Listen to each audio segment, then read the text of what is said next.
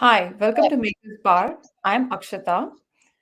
Um, Starting a fund is arguably one of the most challenging endeavors anyone could embark on, as I've tried it a few times myself.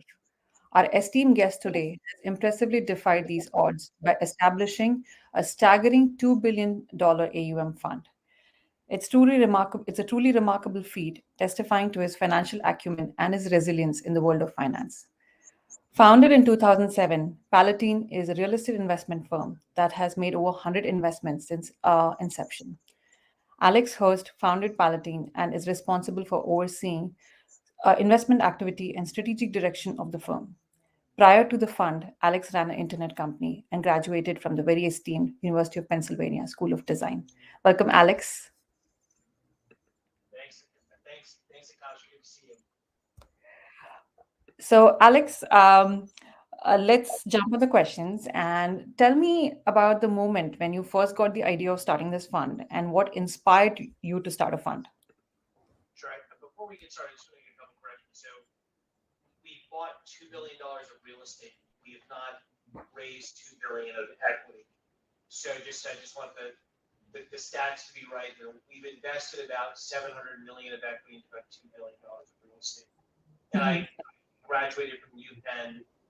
Not I graduated from UPenn, the School of Arts and Sciences, not the School of Design. So just to get the facts right. Okay. Yeah. Um, so look, I began my career in real estate in early 2002, Mhm. and spent 6 years working for other folks. I worked at a firm called Tishman Speyer, which is a big office owner developer. Then I worked with two hedge funds in their real estate direct investments groups. And then in 2007, when I founded Palatine, the goal was to really build a platform, from scratch that reflected my values, both as an investor and as a manager and a person. And um, and I wanted to do that, for a lot of reasons. It was a way to express my values. It was a way to put my thumbprint on the world, Mhm. and in a little way. And I've always been entrepreneurial. I frankly wouldn't have done all that well working for other people for a whole lot longer than I had. So Mhm. I'm not sure I had a choice, as it relates to just sort of my personality defects, who I am. But so that felt like the right path for me Yeah. to go So, down. so you said you were basically very entrepreneurial and never wanted to like go the traditional route of working for a firm and things like that, and you just wanted to start something on your own, right?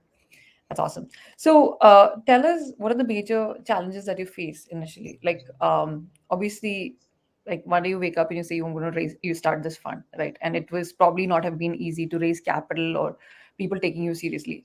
What challenges you faced initially, and how did you kind of overcome them? I mean, look, the challenges were insane, and they still are insane. Yeah. Running a small business is rewarding, but it's not easy, Yeah. by any stretch. So when I started Palatine, I was 28. Um, it was 2007, so we were sort of at the peak of that cycle, and Yeah. I had real concerns that values were going to shift in the wrong direction. Mhm. But that's not a particularly helpful um, place to be to the extent that you don't own assets. So, it's Yeah. very tough to be a long only business when you think you should be shorting the market, and you don't own property, or securities. So, I was, yeah, I mean, so there were some macro challenges out of the gate. Yeah. Obviously, raising capital is never easy. Um, Nobody, I mean, just specifically when I started the business, it's funny. I was working from home, and I would get up at 6, go exercise, be back at my desk by 7:30, get to work. I was I was the general manager. I was the, whatever the expression is. I was the cook, I was the cook, the chef, and the bottle washer, and I was doing everything all Yeah. at once. But I remember, I would call people, all morning. I'd have a call sheet every morning, and I'd get on the phone, and I would bang the phone from like 8 to 11 or 8 to 12 to sort of set, any conversation I needed to have during the day. I try to get that conversation out of the way really early. And these were a lot of people. I was calling a lot of people that I had known for a number of years before, I went out on my own. And I started quickly noticing that nobody would return. Like, my phone was silent from like 12 to 6. And I would start getting calls around 6, between like 6 and 7:30. Everybody would return my phone calls. Not everybody. I get a lot of phone calls. And I couldn't figure out what was happening from 12 to 5 where nobody was returning phone calls. And it occurred to me that, I was the last person on their call sheet. I was not important to their business. And hence, I was the person that was getting a call home in the car on their way back to, on their way home from the end, at the end of the day at the office. So look, it's sort of a shorthand way, or sort of a narrative way of just saying, when you're on your own, you're not relevant. When you're starting a business out from scratch, you're not relevant to a lot of people. You've got to work really hard to even find airtime with the people that you think have an inkling of a chance of making a difference in terms of sort of the growth trajectory. Yeah, I totally agree with you because I faced the same thing as I've tried to start many things over the years. In the beginning, it was like, "Who are you?" I even got those questions like, "Who the hell are you that I have to respond to?" You know what I mean? So, how did you? So you had some, macro that was working against you, right? Because it was 2007. You had 2008 shortly after, and I remember I first started investing in real estate in 2010, and people looked at me like I was crazy, right? How did you like get your first investor? Like this was like working against the wind for you for sure, right? As you're starting out the fund. So there was a woman who had worked with me in one of the hedge funds where I worked, and when I left, she literally, like I had lunch with her maybe a week before I was leaving the hedge fund, and she said, "Look, I've got a lot of respect for you. I've enjoyed working with you. Whenever you leave and go do whenever you leave this next job and go do your own thing, whenever you're out on your own, whatever your first investment." So she was amongst a small handful of people who I knew I could call on to help support the business out of the gate. So I had a very small select group of people, family and friends, who I think were fundamentally supportive, believed in me, and knew that I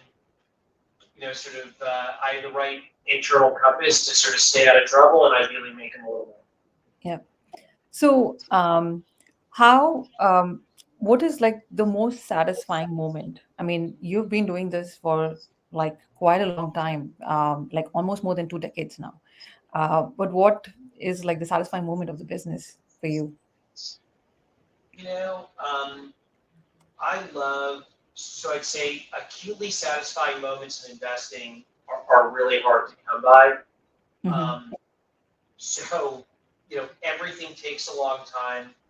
The gestation period on transactions or capital raising can be upwards of 6 months to 4 years. So, I Yeah. mean, I think there are things that I've been working on from a capital perspective or from a transactional perspective that have taken me, very long periods of time to sort of come to fruition. And so usually by the time something's going to happen, and you've spent that kind of time on it, it's more of a sense of relief as opposed to sort of excitement. Yeah. Um, so not to say that there aren't moments of real sort of professional joy, they're hard to come by in Yeah. practice. At least I'd say that the moments of real happiness and excitement that I've experienced more regularly Mm-hmm. are when I see our team Mm-hmm. and the culture that we build Yeah. and the the way that we function as a company as an expression of my values and the values of those that are around me here, Mm-hmm.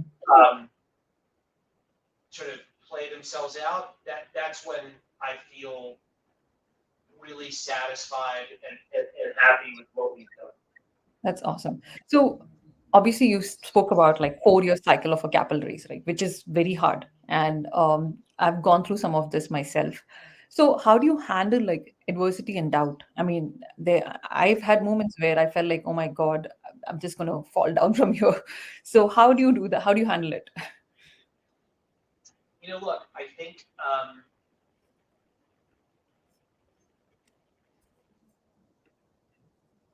by no means the smartest person in the room, Yeah. but in almost every or any measurement. Yeah. Um, I do think, and I'm not the best at absorbing losses or bad news or dealing with adversity either. Yeah. What I am a big believer in, and I don't even know if I'm all that good at it, but I am a big believer that you have to keep on pressing forward, and you've Yeah. got to keep pushing. Yeah. And whatever it is you do the best job you possibly can. Yeah. Any and every moment along the way. Yeah. And if you stick to those sort of first principles, Yeah. I do think, at least for me, things have generally worked out. But there's no easy path in this world. Um, Business and fundraising and lots of things for that matter. It's Yeah. not just about for-profit endeavors. Yeah. Are really hard. Yeah. And you gotta wake up, every morning, roll out of bed and put on, put on your work shoes and go try to kick some ass and do it in a really above board way. And over time, all of those daily efforts will add up. There are very few things when I look back on the business. There were very few sort of like seminal big moments, that made or broke our business. It was the culmination of just a tremendous amount of like little detail work that was all coordinated with a North Star in terms of where we wanted to go. That sort of led us down, that enabled us to get in a position where I think we've had some success. So it is all about hard work. It's about determination. It's about grit, and it's about doing a lot of little things really well over a long period of time. And I think I've got a lot of good capabilities in those areas. Yeah, I hear you. So I get this question asked as well. Like I have some friends who are not in the business world and they ask me, Akshita, how do you do this? So I tell them that you have to, it's like one drop every day and and then you fill the ocean kind of a thing. I totally agree with you, Alex, on that. So you spoke a little bit about the team that you've built and how you're proud of it, right? So tell me, what are the key values that your company represents and how do you ensure that they are kind of held? Um, Yeah. So look, there's really been one prevailing principle that I've applied, um, over the 17 years that I've been running Palatine, which is uh, treat others as you would want to be treated yourself. Um, so I'm certainly not perfect at that every day, but in general, I think I've adhered to that principle, and the people I've hired have adhered to that principle. So just you try to do right by your team. Um, you go out of your way to treat. Look, we're lucky. We have 21 professionals on our teams, so we're a smaller organization where you can do some of these things really well. So I don't. If you're building General Electric, I think it gets more complicated. It's by virtue of the size of that organization, but or Google or whatever. You're trying to build a really big business and standards for some of this stuff and how you go about building culture change. But at our size, I try to treat everybody like their family, and try to be respectful of people's careers. Try to do the right thing by them. Try to pay people the right way. I'm in control of a lot of the stuff that drives culture in terms of the themes. And then you try to enforce a real code of conduct that fits those principles with others, within a team. So if I see behavior doesn't fit my code of conduct, I call it out politely, but forcefully. And over time, I think you end up hiring people. You get a nose for hiring people that you think are going to sort of believe in the same things that I believe in terms of where they want to work and how they want to be treated and how they want to treat other people. So it really stems from just having a compass, a true compass around what it needs to treat people the right way. And we've gone out of our way to do that at every twist and turn, as it relates to both the good and the not so good things that invariably happen with people, right? So yeah. So I'm sure, Alex, since you've done this for 2 decades, you've had failures, right? If you have not had failures, I'd be like, what did you do right? So how did you like handle a failure and then, probably perhaps turned it around? It's not always possible to turn it around, but how did you do that? So yeah, we've had tons of failures. Look. So first off, what I'd say is failures are learning opportunities. So you got to treat failures as chances to evaluate and ideally change both processes and behaviors. So I think that there's always a silver lining as it relates to things that didn't go your way. And I think that's an important sort of takeaway. It helps to frame failures a little bit differently. I'd also say, I'm incredibly honest and open about our failures. So when I sit down with LPs or people internally, we're not afraid to tell people about the things we screwed up. I don't know, to your point, you said it, any organization or any person who has had failures, and I think to try to sweep them under the rug is not the right way to handle failure. Instead, shine a light on them, talk about them, share them with other people, share them with key stakeholders, let them know that you're in touch with the fact that we're all, working really hard, but that's not necessarily a predicate for everything going the right way.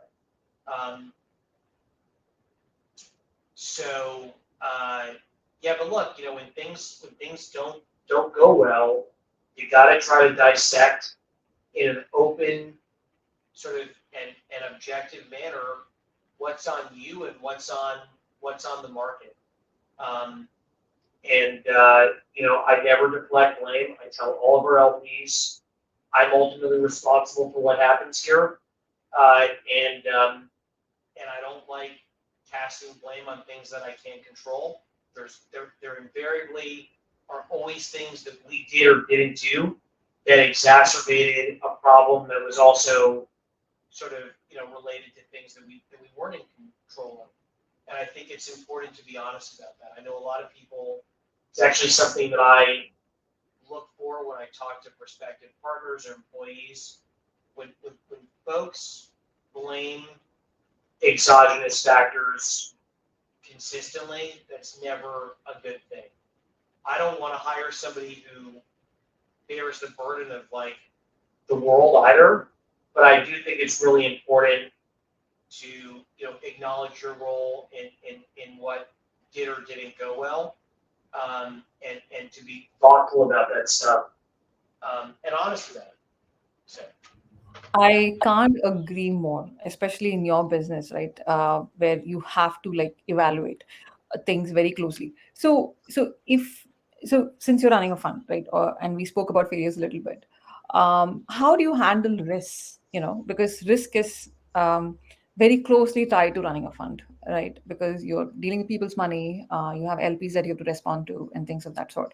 So how do you handle risk in your business? I get scared. I I um, I manage risk really, like I literally manage my risk, like like I risk is like a physical, like risk physically manifests itself in me when I'm taking it. I get nervous, I get sweaty palms, my stomach hurts, I get headaches. I've had out of body experiences sometimes when I think about risk. Um, I rarely focus on reward when I'm making investment decisions. I mean, I do. I know what I think the rewards can be, but I have a very visceral primary reaction to risk.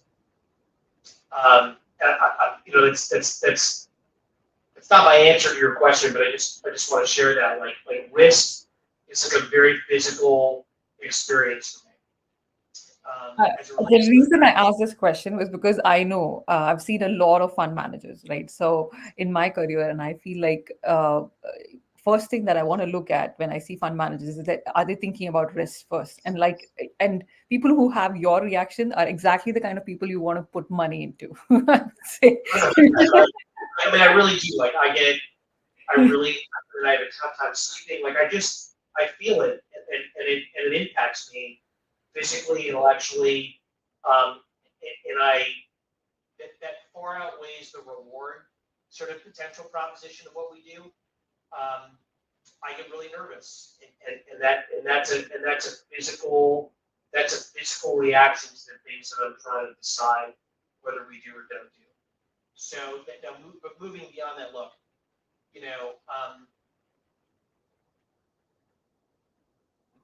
models, underwriting, and analysis are really important, but they're fundamentally directional in nature. What I'm trying to do as an investor is make decisions based on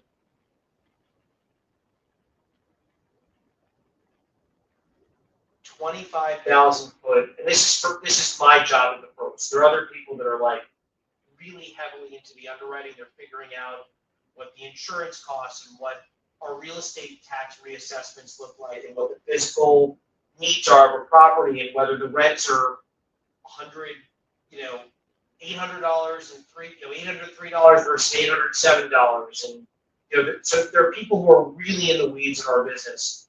My job as a managing partner is to sit one level above that, and understand what they're doing and understand how they're measuring those metrics and underwriting variables, but to sit one level above that and ask myself, what are we buying?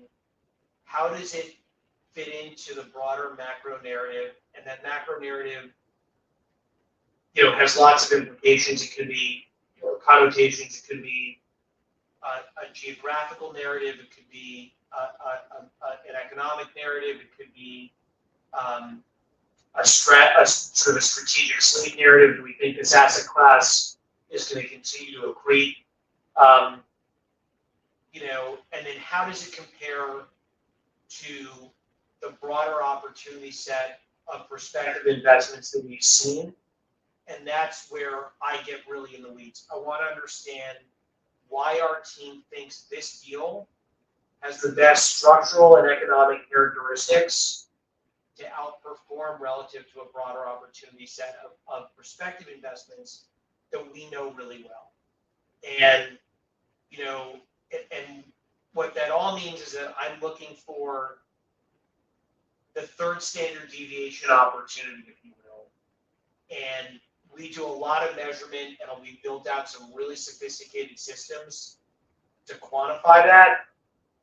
And some of it's qualitative, some of it's quantitative, but to qualify that, and when I see an opportunity that sort of feels like it's slotting in the right macro, sort of the right macro narratives the right way, and it feels like it's really exciting both on a relative and absolute basis, that's when I start sort of moving, sort of intellectually moving into a place where I can move forward despite all of the manias that I have around taking risks.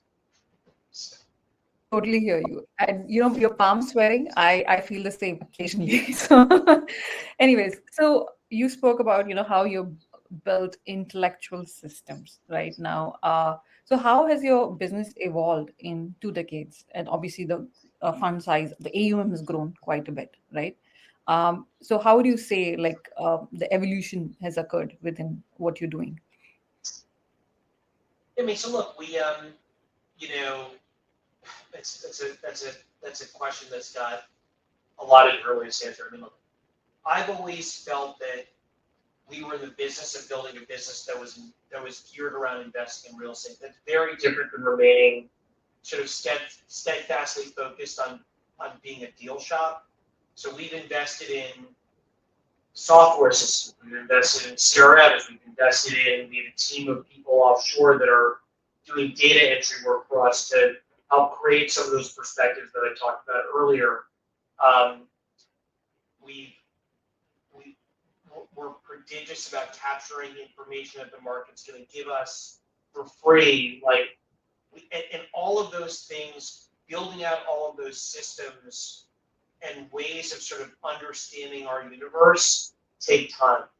So we've always tried to stay one step ahead of where we want to go in terms of resources and thinking about the right things you've got to have in place to manage additional capital. We've never truly tried to jam 120 pounds of grain in a 100-pound sack just because the market will let us. So tell me a mentor or a book that has like deeply influenced you. I mean, nobody reaches here without having some of those in your life. So Look, I've been very lucky. Um, I've had a lot of people who have been hugely influential,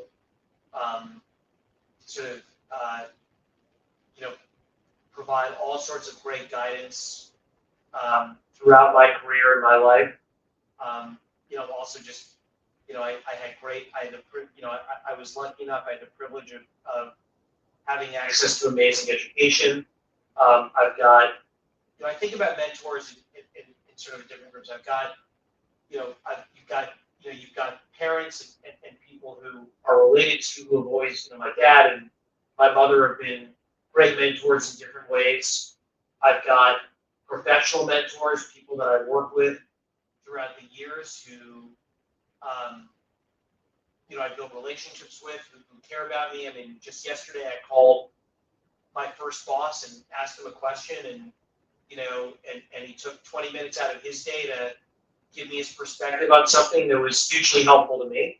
I've got very close friends who are contemporaries of mine who I speak to all the time about sort of holistic and acute questions. I'm very fortunate to have a really amazing network of thoughtful people. I will tell you though, I think mentors come in all different shapes and sizes. Not everybody needs to do what I do to be a mentor to me. I have contemporaries who I would consider to be mentors in lots of ways because they're so who don't do anything related to what I do, who are novelists and writers and journalists and artists and work in the nonprofit world who bring really unique perspectives to how they see um, global events, things that are deeply personal to them or to me. And so I would just challenge people to think about the definition of mentor with a little bit of a wider aperture, and I think you'll be, I've been very pleased with what I've taken away from just applying a larger lens to what it means to be a mentor. Actually, this is a very interesting point, Alex, that you brought about, right? For me, some of the advices that I've got, which have had some big impact in my life, have also been from people who knew nothing of what I do. So, like my good friend once, without going into details, she's on multiple occasions. She doesn't know anything of what I do, and she's given me advices which meant nothing, but it kind of changed the course of my life. So I totally hear you when you say like having diverse perspective from people who are different from you, and getting that advice really, really goes a long way. I would So also just say on mentoring and giving advice, the best advice I've ever received is to give advice in the first person. So there's nothing worse than having somebody talk to you about you. Um, you should do this, you should do that. I'm not saying it doesn't, there's not a time and a place for that. But the best way to give advice, and frankly, the best way to receive advice, is when people are sharing their experiences with you in the first person. So whenever somebody asks me for advice, I try to relate to whatever it is that they want to hear about in the first person based on my experience. There's no way that I truly know what anybody else is thinking, but I know what my experience has been. So if somebody says to me, Alex, like what would how would you suggest I get into real estate? I said, look, here's my experience, right? Here's what I see happening in the world. I try to stay away from using the second person. I think it's much easier. People can glean out of my experiences what they want, and I found that folks are much more receptive to just getting advice to the extent it's being shared in that way. So, since you've been an entrepreneur all your life, what is the critical skills that you see an entrepreneur needs to have? You know what? You got to have the right top-down theme, whatever it is. If you were really wedded to building the best typewriter in 1982, it wouldn't have gone well no matter what. Um, and there are lots of ways to think about those top-down themes. It's not, you know, so there's a lot of room to interpret what that means differently. But for me, it means you got to pick an industry, you got to pick a focus that's got run room for growth, where you're not competing in a space that's going to shrink, in a material way, over your career. Secondly, I think you got to have a realistic plan for execution that's reflective of your resources, and you got to have. I'm using the second person, but it's hard to answer this question without doing it. That's okay. You got to have. Uh, you got to have a couple of base principles that drive what you do and how you do it. For example, for me, when I started Palatine, I wanted to control my deals. So I eliminated the idea that there are lots of ways people leverage equity in real estate, but I was going to stay focused on buying transactions of a certain size because I wanted to control all of the decision making for a lot of reasons. But that was just that was a base principle for me. And I stayed very focused on applying that base principle. I would say you gotta, the market only has time to absorb like one message from you, so you gotta just pick your message really wisely and not spread yourself too thin as it relates to not just your time, but how other people perceive what you're doing. And then look, strategy when you're starting out again, like there are lots of different places from which people start. But for me, strategy when you're starting out has to be reflective of where you're starting from. Building a really grand strategy, spending time building a really grand strategy when you're truly in startup mode might not be the best use of your time. You can have a vision, you can have a grand plan. That's important because you got to know where you want to go. But I'd say think about strategy in just bite-sized chunks, and focus almost more on tactics. Like that's really important. Like this idea of strategy and tactics, and what's strategy, what's tactics. Those words strategy is just a word that gets misused all the time. Most of the time when people are talking about strategy, they're talking about tactics, and that's okay. But when you're getting something off the ground, just acknowledge the facts and build a strategy that sort of makes sense with the resources and your base principles, and then really focus on tactics. And then you got to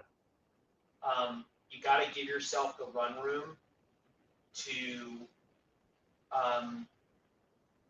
move the business plan forward. So you got to have a timeline that's realistic relative to the goals, and then you got to stick with it. And that is the most important thing. You just have to grind. I kind of agree with your baseline principles because, like for instance, for me, because my baseline principle is my vision actually is to create and elevate leaders. So that's it. That's my baseline principle. So I completely understand when you say that. So this is my last question and hopefully a final one. So what advice would you give for anybody who's trying to start a fund? It's not easy to do one. So. Look, in the end, a fund is just another way of gathering or accessing resources to invest.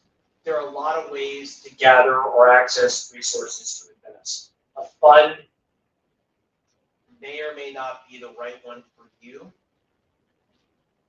You gotta ask yourself, why a fund? Like for me, truly, if I'm being honest, the reasons I wanted to raise a fund were probably not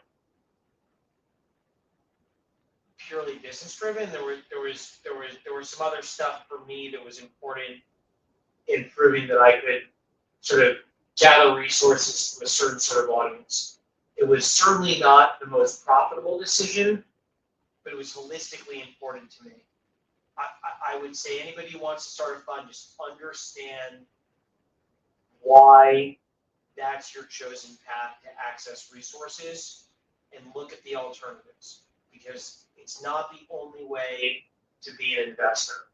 And then be patient, because we played, and again, like it's really easy to look at all the big cap players and all the names and be like, man, it must have been easy for them, or they just somebody waved a wand and it happened. Let me just tell you, we played, and we still are playing, lots of ways, minor league baseball for a lot of time.